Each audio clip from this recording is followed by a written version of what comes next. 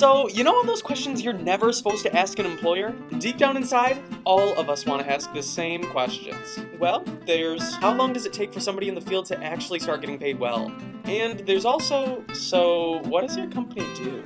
Well, guess what? Now is the time to ask those questions. On Thursday, February 18th from noon to 4 p.m., there are going to be tons of employers in the engineering building. Pepsi's going to be there, TechSmith's going to be there, Consumers Energy is going to be there, Microsoft's going to be there, and they're all coming there to talk to you. And I know what you're thinking, but Tyler, we've already been to all of the career fairs that you've been telling us about all year. Why would we want to go to this? This isn't a career fair. This is a no-pressure atmosphere where you don't have to worry about getting or not getting the job. Now, don't get me wrong, you might not want to come dressed like a bum. You might want to make a good impression because this is a chance to be networking. But this is not an interview and it is not a formal business meeting, so you don't have to worry about always saying the right thing or always wearing the right thing. You know what I mean? Just come to the center to meet real people talking about what it's like in the real world.